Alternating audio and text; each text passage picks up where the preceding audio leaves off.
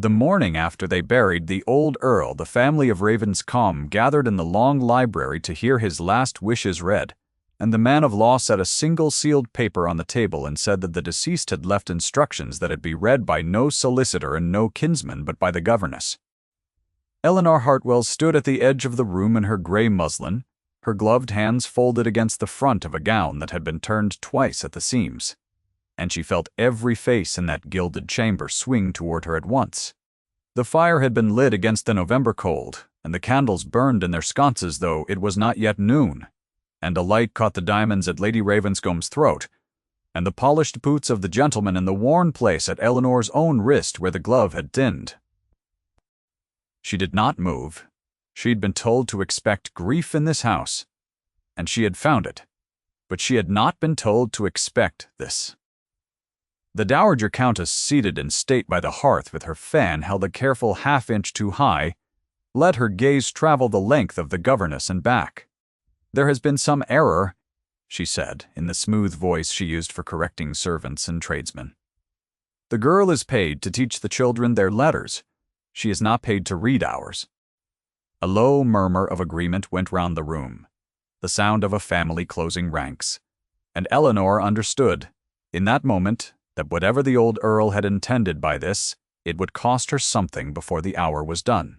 It is a strange thing to be made the instrument of a dead man's will. If this story moves you, I hope you will stay until its end, for what was written on that paper changed the house of Ravenscombe entirely.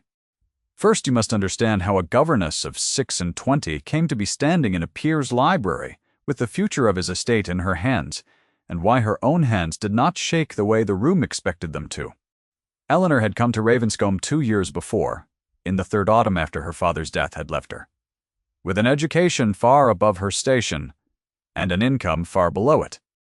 The Reverend Hartwell had been a scholar before he had been a clergyman, and he had taught his only daughter Latin and French, and the keeping of accounts as though she had been the son he never had, and when he died of a fever in the space of a single week, the living passed to another man and the rectory with it.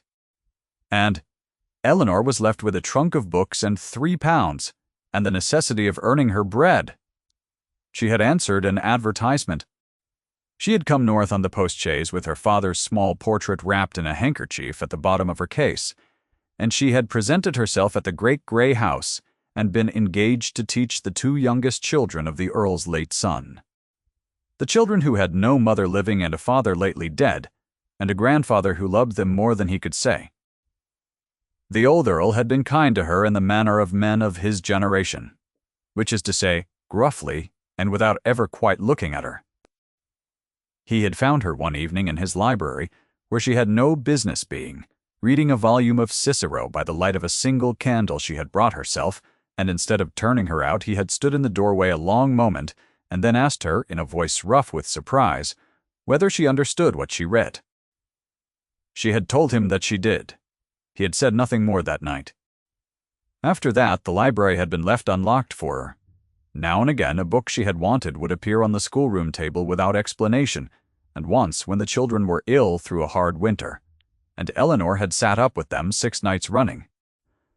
The old man had sent up a flask of his own brandy, and a note in his shaking hand that said, "Only you will make yourself ill. Sit down." She had not understood then how rare it was that a man so high should notice a woman so low. She understood it now. In the library, with the paper on the table and the family arrayed against her. "My father's wishes were particular," said a voice from the window, and the room turned again, this time toward the man who had not yet spoken. Marcus Thorne, the new Earl of Ravenscombe, stood with his back to the grey light, and he had not sat down once since the law had been laid open, and he had not wept at the graveside that any of them had seen. He was a tall man of 34, with dark hair cut close, and a face that the county had decided was cold, and the decision had been made easy for them by the 2 years he had spent abroad and the silence he had kept since his return, and the way he looked at people as though measuring the distance between what they said and what they meant. He looked at Eleanor that way now. "If he wished it read by the governess," he said, "then it will be read by the governess, Miss Hartwell. The paper is before you." She crossed the room.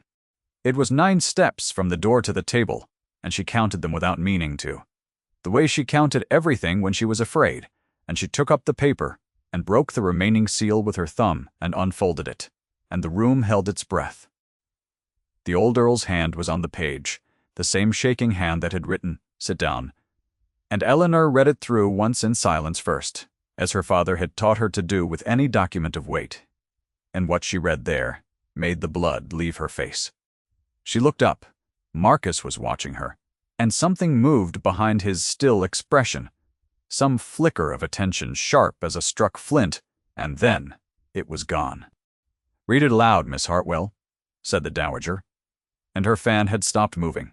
"Since my late husband has seen fit to make a spectacle of us all." So, Eleanor read. She read in the clear, unhurried voice she used for the schoolroom, the voice that did not let a hard word frighten the children.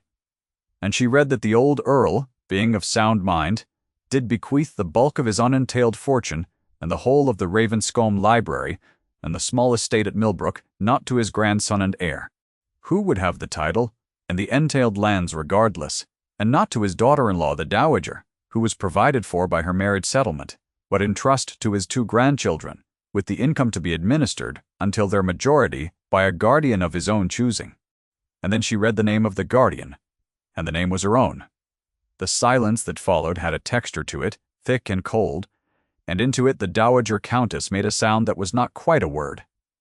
"That," she said, "is impossible. That is the raving of a sick old man, a governess, a paid servant." Her voice climbed and then caught itself, smoothed itself, came back level and deadly. "He was not in his right mind. Any physician will swear to it. We will contest it within the week." "You will find that difficult," said Marcus, and he had crossed to the table now and stood beside Eleanor, close enough that she could feel the cold of the outdoors still clinging to his coat. He picked up the second paper the solicitor had set down, the one no one had yet attended to, and he read from it without inflection. "My father had this witnessed by his physician and by the magistrate and by the bishop's own chaplain on 3 separate days across the last 6 months, each of them attesting to his soundness of mind." He knew you would say precisely what you have just said. He set the paper down. "He was not a fool, madam. He was only quiet. I find the two are often confused."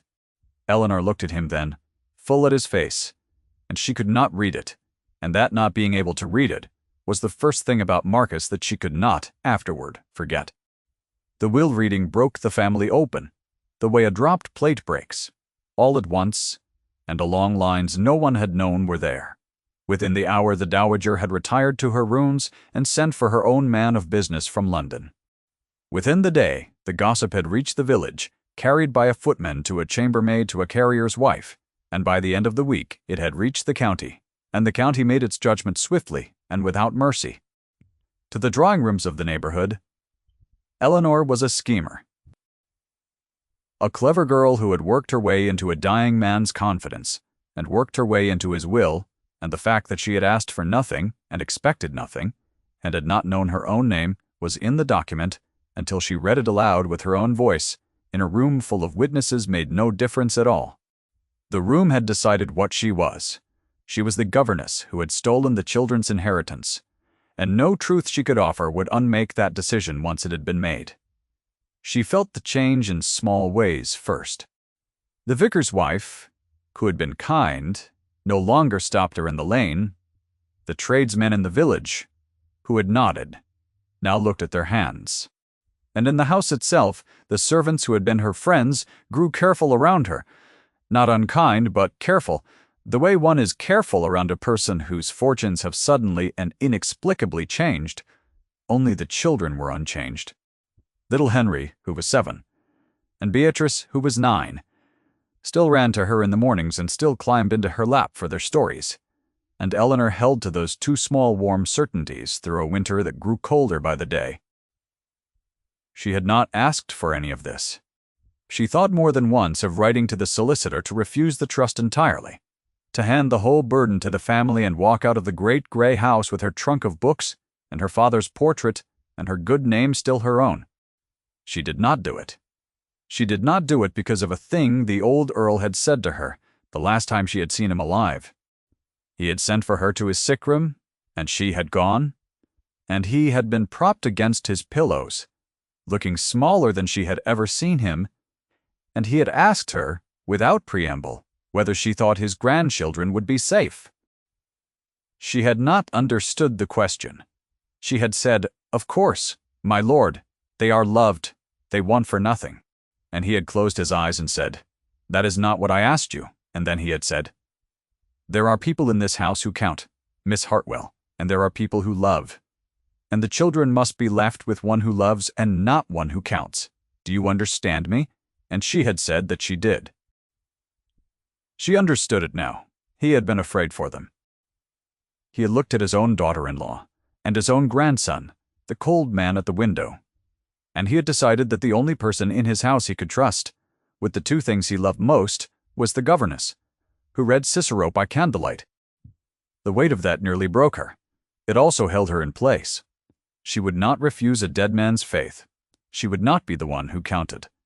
The new earl, she found, was everywhere and nowhere. Marcus did not seek her out, and did not avoid her, and when their paths crossed in the corridors of the great house, he gave her the same grave courtesy he gave everyone, no more and no less. She began, however, to notice things. She noticed that when she took the children walking on the frozen grounds, a groom was always somehow near, sent without explanation, and that when she had mentioned once at the schoolroom table that the chimney smoked, it was mended the next morning before she had spoken to anyone.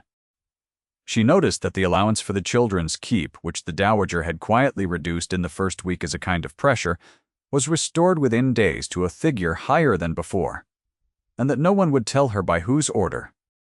She told herself these were the ordinary workings of a great house. She told herself the new earl had a steward, and the steward had his instructions, and none of it had anything to do with her. The body, however, is more honest than the mind. She found that she knew, without looking.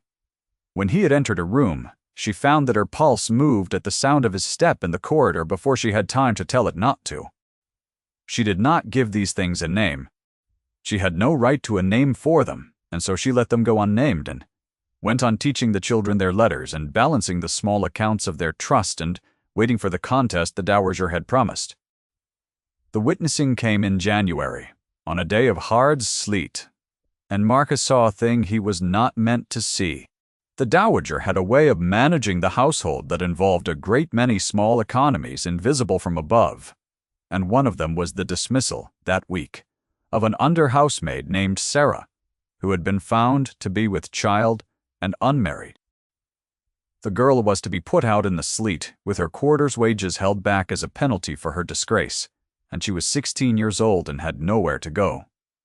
Eleanor found her weeping on the back stair, and Eleanor, who had £3 and some shillings to her name in all the world, and who knew exactly what it was to be a woman alone with no income and no protection, took the girl into the empty still-room and gave her the whole of her own small savings, and a letter of character written in her own clear hand, attesting to honest service, and the direction of a respectable lying-in charity in York that her father had once supported. She did it quietly. She did it because it was the only thing to do, and because no one was watching. Or so she believed. The Earl, however, had come down the back stair in his shirt-sleeves looking for the steward, and he had stopped in the shadow of the turning, and he had heard the governess tell a ruined housemaid that no mistake made at 16 was the whole measure of a life, and he had seen her press her last coins into the girl's hands. He did not announce himself. He went back up the stair as quietly as he had come. That evening the under-housemaid Sarah was not put out into the sleet. She was sent instead, in a closed carriage and with her full wages, to the very charity in York that Eleanor had named. And the order had come from the Earl himself, and no one in the house could say why he had troubled himself over a housemaid, and Eleanor, when she heard it, sat very still in the schoolroom for a long time. I will leave them there a moment. The still governess, and the quiet man who had watched her in the shadows, because what grew between them grew slowly, and you must feel the slowness of it. If you have ever been seen, truly seen, by someone after a long time of being looked through, you will know that it does not arrive as thunder. It arrives as a kind of trembling. Stay with them. It is worth the waiting. After the matter of the housemaid, the distance between them changed, though neither of them named it. Marcus began to come to the schoolroom in the evenings, on the pretext of his ward's education, and he would stand by the window while Eleanor finished the day's lessons, and afterward he would ask her questions. Not the questions a guardian asks of a paid teacher, about progress and behavior, but real questions, about what the children read, and what she thought of it, and whether she believed Henry had the makings of a scholar. He listened to her answers as though they mattered.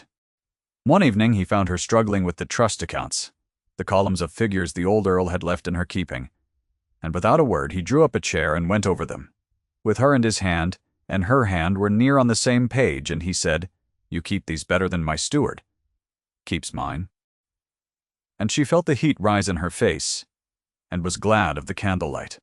Another evening, when the snow had come in earnest, and the schoolroom fire had burned low and she had not noticed because she was bent over a book, he had crossed the room, and put another log on himself, the Earl of Ravenscombe kneeling at a governess's hearth, and he had said, without looking at her, "You do not take care of yourself?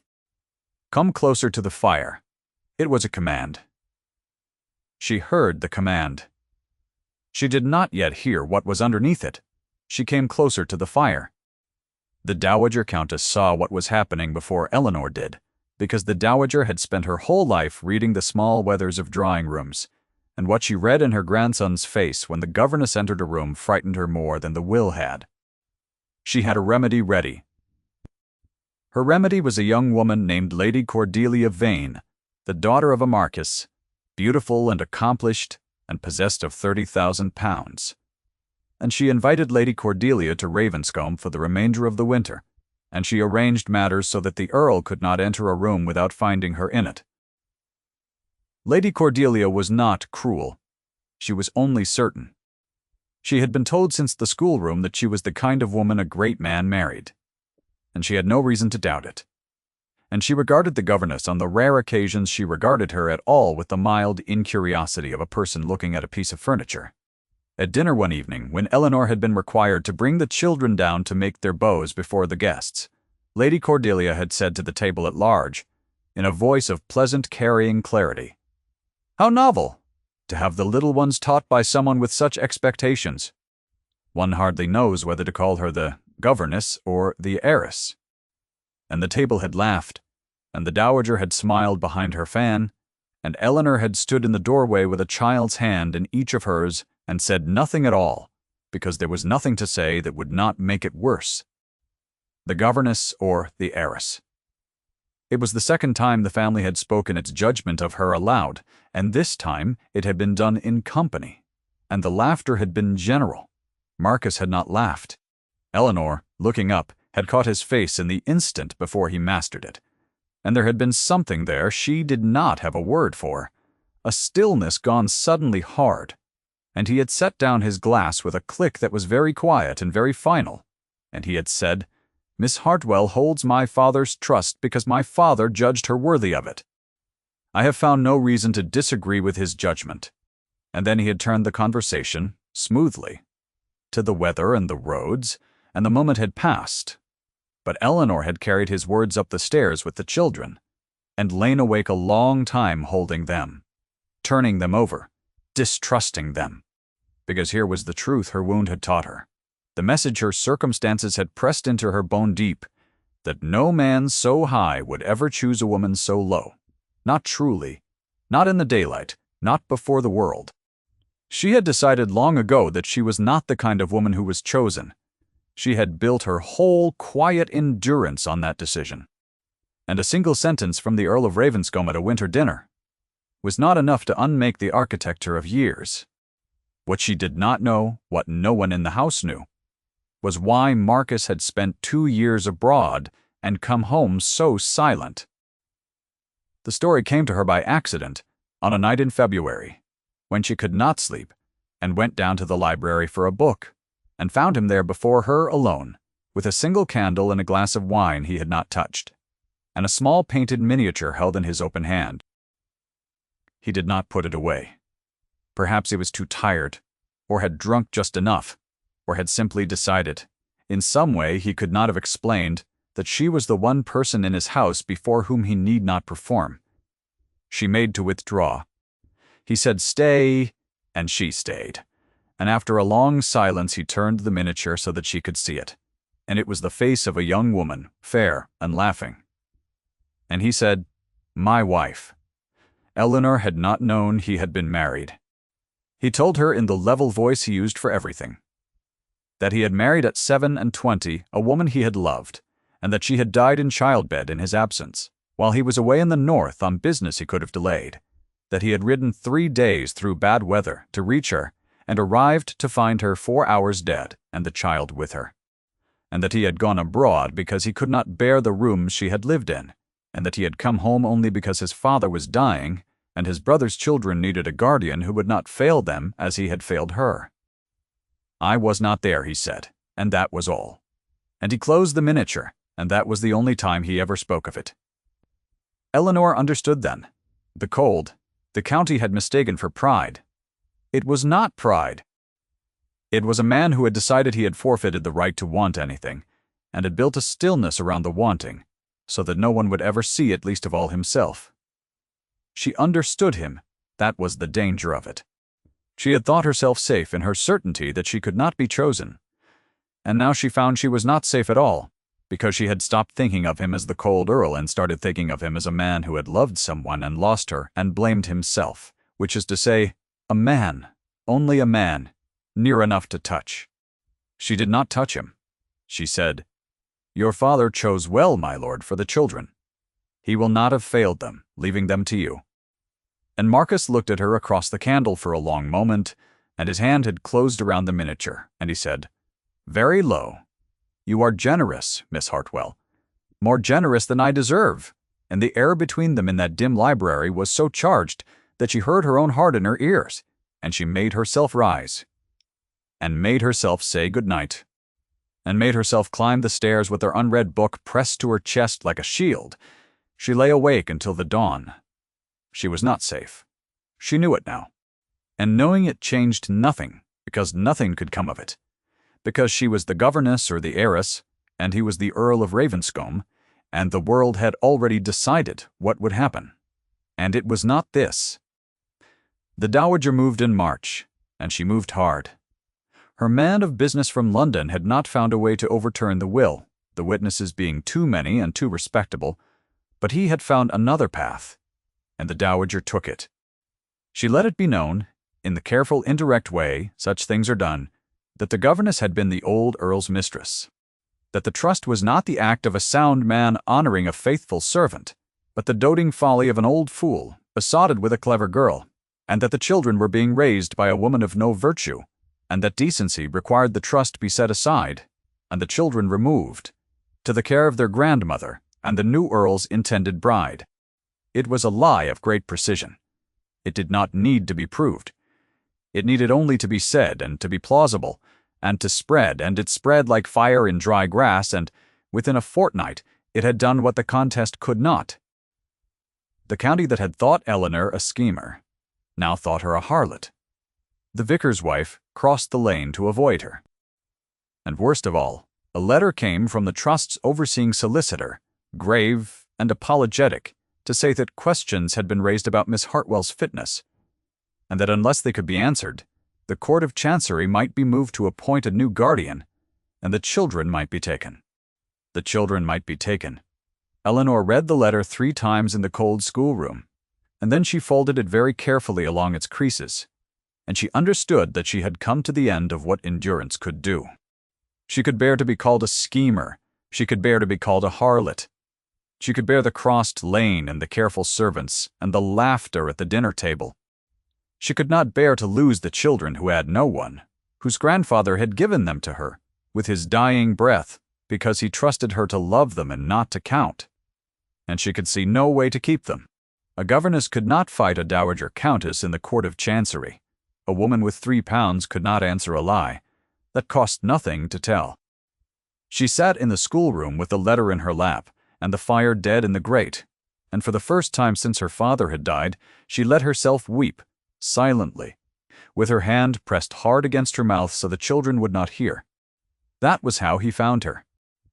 Marcus came up to the schoolroom that evening as he had taken to doing, and he found the governess sitting in the dark with a dead fire and a letter in her hand, and her face wet, and he crossed the room in 3 strides and went down on one knee before her chair and said her name. Not Miss Hartwell. Her name. Eleanor. It was the first time he had used it, and the sound of it in his voice undid the last of her composure, and she put the letter into his hand, because she could not speak, and he read it by the last gray light from the window. She watched his face change as he read. She watched the stillness he wore like armor crack along a seam, and underneath it was not coldness at all but a fury. So contained it was terrible, and when he had finished he folded the letter as carefully as she had folded it. And he said, "This will not happen." She told him it was already happening. She told him a lie did not have to be true to win. She told him he should let her go, that her staying only fed the fire, that if she left and the children went to him and to a respectable wife, the talk would die and the children would be safe. That she had thought it all through and there was no other way, and he must see it. And Marcus looked at her kneeling there before her in the dark, and he said, "No." Just that, no. And then he said, "You have spent 2 years in my father's house, thinking yourself a person who can be given away. You are mistaken." He stood. "Eat something," he said, in the old commanding voice. "You have not eaten," and he rang the bell and ordered up a tray with his own mouth, and stood over her while she ate it, and he did not leave until she had. And Eleanor understood that the command was not a command. It had never been a command. It was the only language a man so guarded had left for tenderness, and she had been hearing it wrong for months. She thought he meant to fight the lie with lawyers. She was wrong. Marcus understood, as the dowager understood, that a lie of that kind cannot be answered in a courtroom, because the courtroom is not where it lives. It lives in the drawing rooms. It lives in the same gilded chambers where it was made. And so he chose his ground, and his ground was the assembly ball at the county town at the end of March, the first great gathering of the neighborhood since the old earl's death, the very room where the county rendered its verdicts, and where every soul who had whispered the lie would be gathered under one blaze of candlelight to whisper it again. He made Eleanor come. She fought him on it. She had no gown for such a place, and no wish to walk into a room that despised her. She said so, and he said only that she would come, that her absence would be read as guilt, that she would come and stand in the middle of that room and let them look at her. A gown arrived from the county town the day before. Gray silk, very plain, plainer than anything Lady Cordelia would wear, and Eleanor understood that he had chosen its plainness on purpose, that he wanted no one to be able to say she had dressed above her station. She wore it.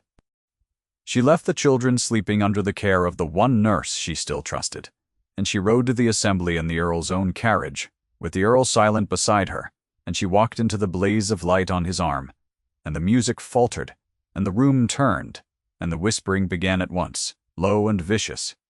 The dowager was there, of course, seated in state, with Lady Cordelia at her hand, the rival arranged like a jewel in ice-blue silk, and the dowager watched her grandson lead the governess into the room, and she let a small smile show behind her fan, because she believed she had already won. Because she believed that no power on earth would make the Earl of Ravenscombe ruin himself by claiming the woman the whole county called a harlot, and that his bringing her here was only the foolishness of a man who did not yet understand he had been beaten. She was, in her way, the most dangerous kind of antagonist. She was not wicked. She was certain. Her whole life had taught her how these things went, and these things had always gone as she expected, and she had no way of knowing that she stood that night in the one room where her certainty would fail. Marcus Thorne did not dance. He led Eleanor to the center of the long room, under the great chandelier, and he stopped, and he turned, and he waited until the music had died entirely, and the last of the whispering had guttered out into a silence so complete that Eleanor could hear the candles. Then he spoke, not loudly, but in the level-carrying voice of a man accustomed to being heard, and he said the thing that ended it. "This is the woman my father trusted with his grandchildren. I mean to marry her." 8 words to do the marrying, and not one of them poetic. and that was the whole of his declaration. And it landed in the silence like a stone into still water. For a moment, no one moved. Then the dowager rose from her chair, her fan falling from her hand to the floor where it lay unheeded, and she said Marcus, and got no further, and said his name again, and the smooth voice that had corrected servants and tradesmen and governesses for 50 years would not come. It broke on the second syllable, and would not come. And she stood there in the middle of her certainty with nothing to say, because there was nothing to say. Because the man whose ruin she had wagered on had refused to be ruined, and had said so, in front of every witness she had gathered to watch the governess fall.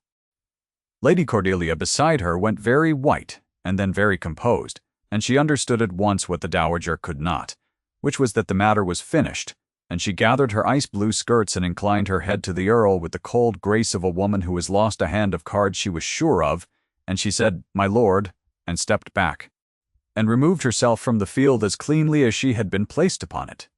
The county stood in its silence. And then, from somewhere near the wall, an old woman's voice, the voice of the squire's mother who had known the old Earl 60 years, said clearly, "Well, and about time, too. He'd have been proud." And the spell broke, and the room began to breathe again, and the verdict that had been rendered against Eleanor Hartwell in that very county began, in that very room, to reverse itself. Eleanor had not moved through any of it.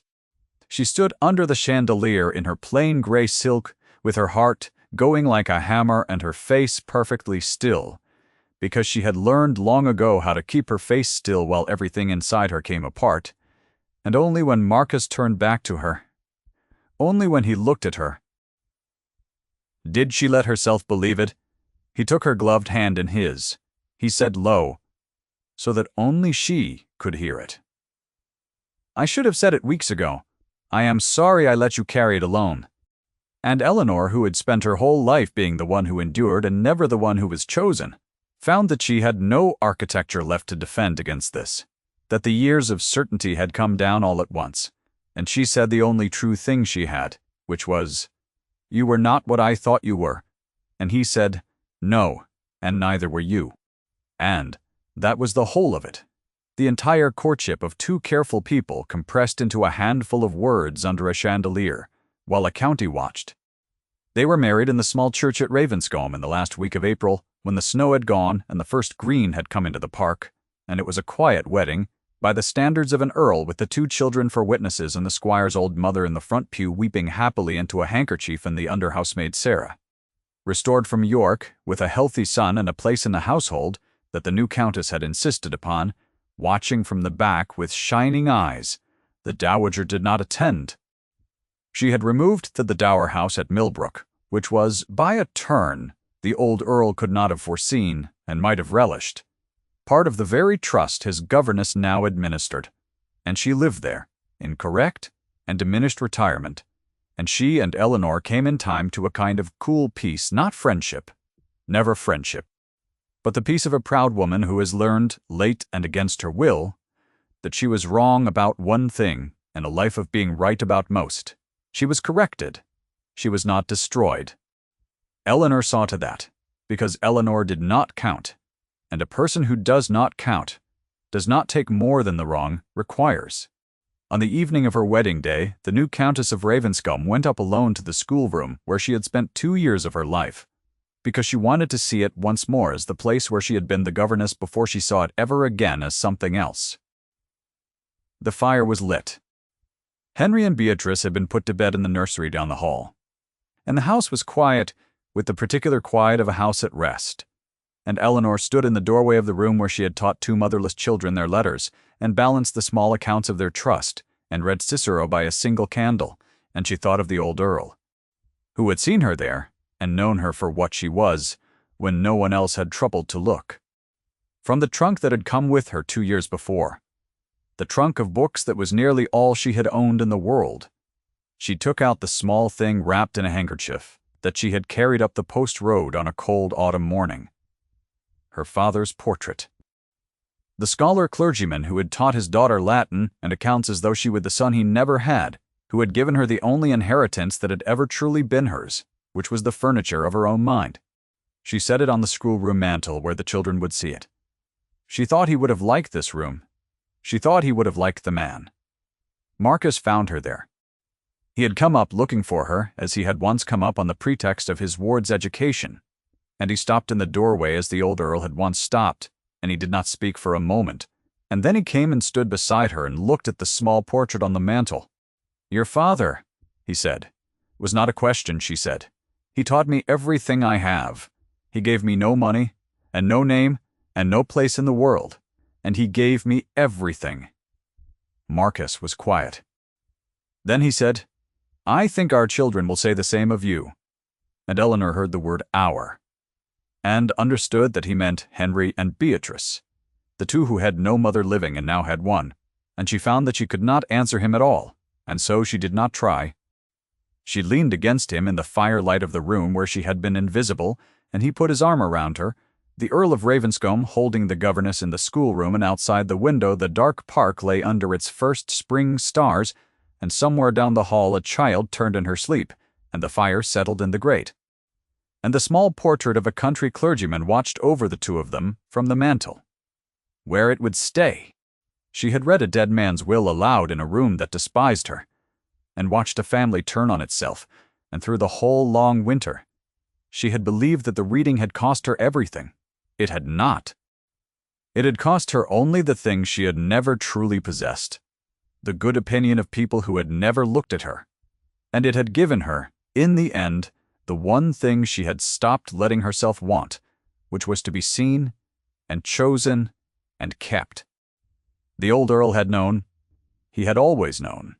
He had not been a fool. He had only been quiet, and the two, as his grandson had said, are so very often confused. Thank you for staying to the end of Eleanor's story. If some part of it stayed with you, I hope you will carry it gently. The fire is warm, and the house is at rest, and the governess is home.